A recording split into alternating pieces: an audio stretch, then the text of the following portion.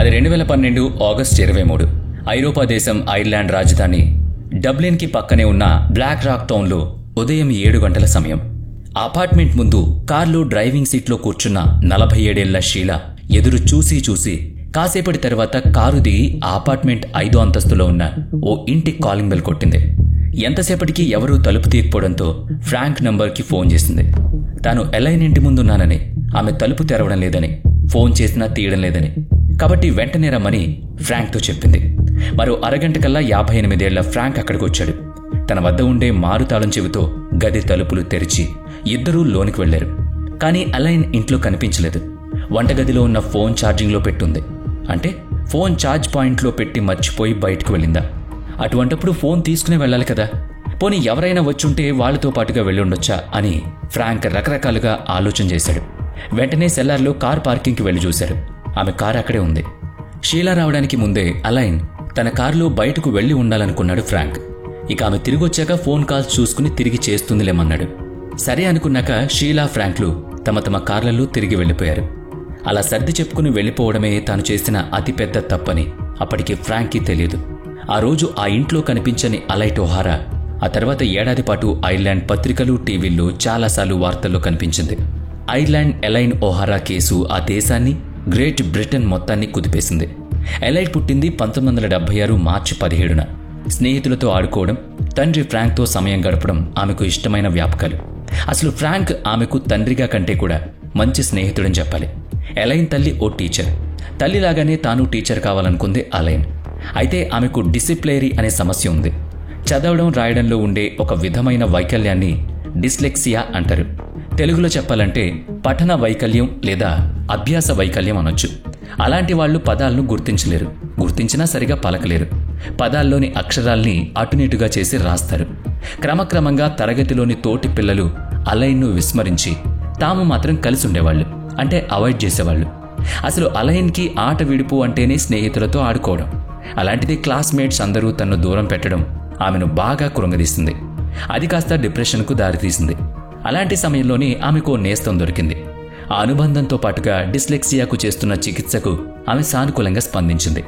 అప్పటికి అలైన్కి 17 ఏళ్ల వయసు వచ్చింది. సరిగ్గా ఆ వయసులో ఆమె ప్రియ నేస్తం హఠాత్తుగా చనిపోయింది. అలైన్ గుండె బద్దలైంది.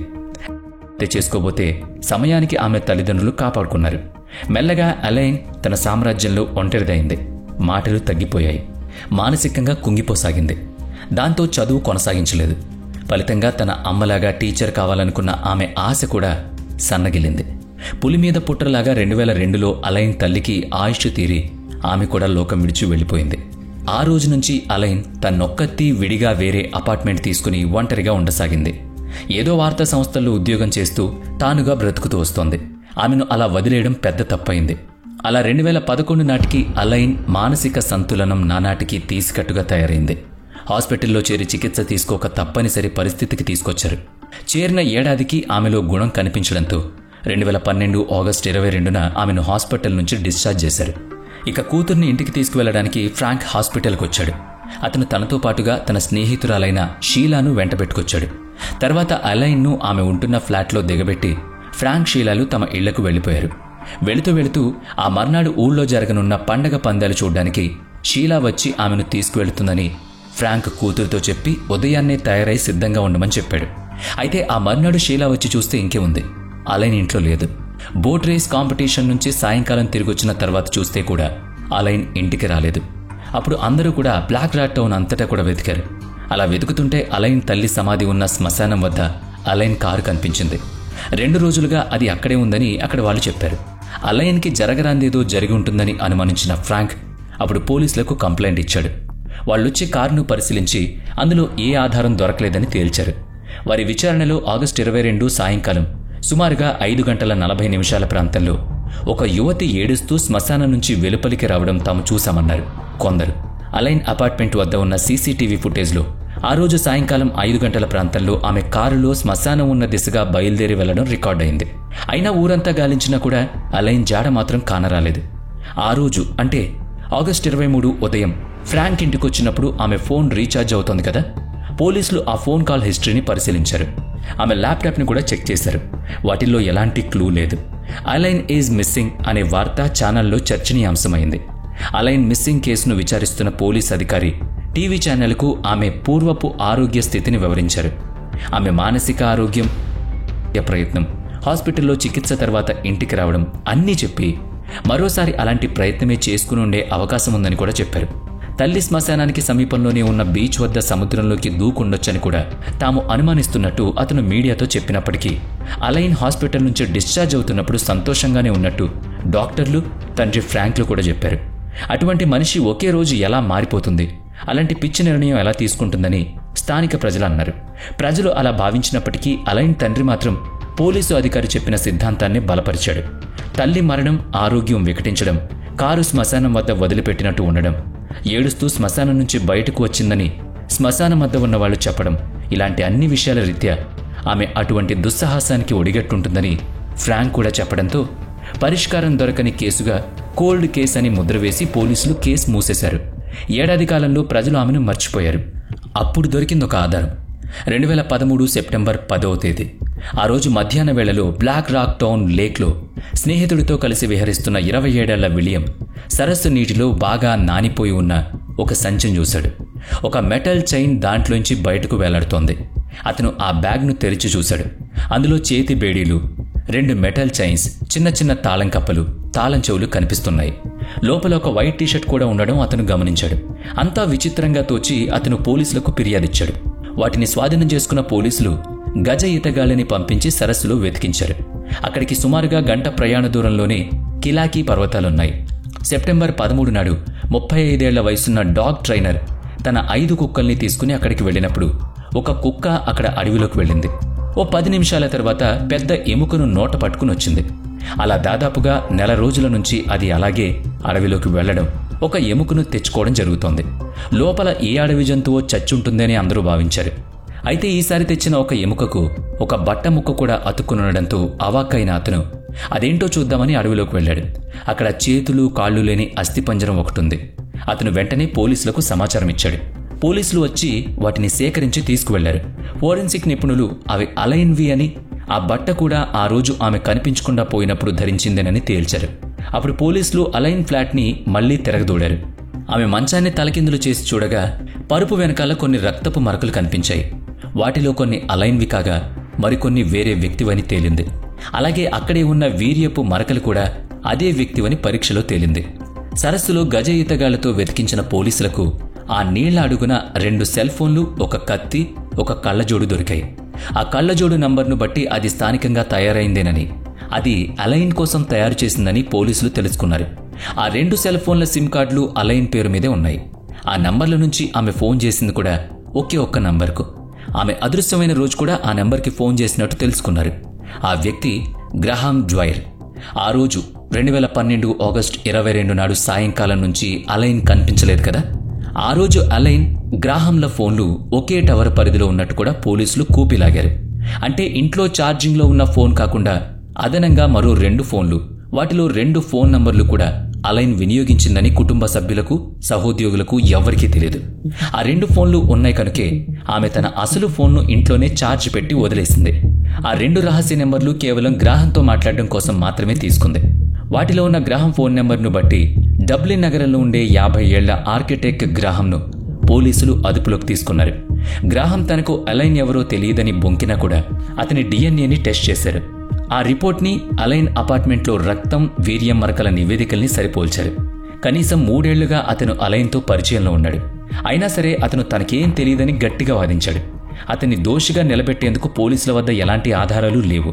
అలైన్ పరుపు మీద అంటిన మరకలను బట్టి వాళ్ళిద్దరికీ శారీరక సంబంధం ఉందని నిరూపించగలుగుతారు తప్ప అతను ఆమెను హత్య చేశాడని ఎక్కడా కూడా సరిపోలేదు. పైగా అలైన్ తన ఇంటి నుంచి స్వయంగా కారు నడుపుకుంటూ బయటకు వెళ్ళింది. అంటే అక్కడ ఆమె సజీవంగానే ఉంది. తల్లి సమాధి స్థలం వద్ద ఆమెను సజీవంగా చూసిన సాక్షులు చెప్పారు. ఆ తర్వాతనే ఆమె కనిపించలేదు. కాబట్టి ఆమె తన ఇంట్లో మరణించలేదు. అడవిలో దొరికిన ఎముకలు బట్టి ఆమె అక్కడ మరణించిందని తెలుస్తోంది తప్ప మరణానికి గల కారణాలు తెలియవు. అక్కడున్నవి కేవలం ఎముకలు. అవి కూడా 7 ఏడాది తర్వాత దొరికాయి. గట్టి ఆధారం లేకుండా గ్రాహంను హంతకుడిగా నిరూపించలేరు. అప్పుడు వాళ్ళు పథకం వేశారు. తమ మధ్య ఉన్న సంబంధం బయటకు రాకుండా ఉండేందుకు మంచం మీద పరుపును తిరగేసి అలా బోర్లాగా ఉంచినట్టుగా ఇంట్లో వాళ్లకు తెలియకుండా 2 సెల్ ఫోన్లను పెట్టుకున్నట్టుగా ల్యాప్టాప్లో కూడా తన సమాచారం ఏది రికవరీకి తెలియకుండా ఉండేందుకు దాన్ని అందులోంచి తొలగించి ఉండొచ్చుగా. ఇది పోలీసుల ఉద్దేశం. నిజమే కదా, డిలీటెడ్ డేటాను రికవరీ చేస్తే ఏదైనా ఆధారం దొరుకుతుంది కదా. ఇది పథకం. వెంటనే నిపుణుల చేత అలైన్ ల్యాప్టాప్ నుంచి పూర్తిగా డిలీట్ అయిన డేటాను తిరిగి లైవ్లోకి తీసుకొచ్చారు. ఊహించలేని భయంకరమైన విషయాలు అందులో వెలుగు చూశాయి. అలైన్ గ్రాహంలిద్దరూ వెబ్సైట్ ద్వారా కలుసుకున్నారు. అందులో ఖాతా ఉన్న అమ్మాయిలు లాగా వ్యవహరించడానికి ఒప్పుకుంటారు. అలా ఒప్పుకున్న అమ్మాయిలను మగవాళ్లు అనుభవిస్తారు, దారుణంగా హింసిస్తారు. చేతులకు బేడీలు, కాళ్లకు ఇనుప గొలుసులు వేసి బిగించి ఆ అమ్మాయిలు ఆ దారుణం నుంచి తప్పించుకోకుండా కట్టేస్తారు. ఆపై ఇష్టం వచ్చినట్టు కొడతారు. తర్వాత కత్తితో పొట్ట మీద, తొడల మీద హింసాత్మకంగా ఘాట్లు పెడతారు. రక్తం కారుతూ గాయాలు మంట పెడుతూ ఉంటే ఆ అమ్మాయిలు బాధతో విలవెల్లాడుతుండగా ఆ మగాళ్లు వాళ్లతో శారీరకంగా కలిసి వాళ్ల అకృత్యాన్ని చూపిస్తారు. గ్రాహంతో అలైన్ శారీరకంగా కలిసిన వీడియోలతో పాటుగా ఈ దారుణాలకు సంబంధించిన వీడియోలు అలైన్ కంప్యూటర్ నుంచి డిలీట్ చేయబడ్డాయి. వాటిని సైబర్ నిపుణులు ఇప్పుడు రికవర్ చేశారు. ఇంతేకాదు, మరో దారుణమూ ఉంది. అలైన్ 2011లో హాస్పిటల్లో చికిత్స నిమిత్తం చేరడానికి ముందు జూన్ నెలలో గ్రాహం సెల్ ఫోన్ నుంచి అలైన్ సెల్ ఫోన్కి ఒక మెసేజ్ వచ్చింది. తాను ఆమెను చంపుతూ ఉన్నప్పుడు ఆమెతో శృంగారం చేస్తానని, అప్పుడే వాంఛ తీరి తనకు మహాతృప్తి ఉంటుందనేది ఆ మెసేజ్ సారాంశం. ఆ సెల్ ఫోన్ పోలీసులకు సరస్సులో దొరికిన 2 ఫోన్లలో ఒకటి. అయితే ప్రస్తుతం తనకు అంత ధైర్యం లేదని, ముందు ముందు తనకు అంగీకారమైతే తానే ఫోన్ చేస్తానని అలైన్ రిప్లై మెసేజ్ పెట్టింది. అలా హాస్పిటల్ నుంచి తిరిగొచ్చిన తర్వాత ఆమె అతనితో మాట్లాడినట్లు ఆధారాలు ఎటూ లభించాయి. అతని దారుణమైన రాక్షస కాంక్ష ఇక తనకు అంగీకారమే అని, అలా తాను చావడానికి సిద్ధమేనని ఆమె అతనికి ఫోన్ చేసి చెప్పింది. తాను ఇక చనిపోతున్నానని ఆమె తన తల్లి సమాధి వద్ద ఏడ్చింది. ఆ అడవిలో గ్రాహం తాను అనుకున్నట్టుగా ఆమెను హింసించి ఆమె చనిపోతూ ఉండగా ఆమె విలవిలా కొట్టుకుంటూ ఉండగా కోరిక తీర్చుకున్నాడు. తర్వాత ఆమె మృత శరీరాన్ని అక్కడే వదిలేసి వెళ్ళిపోయాడు.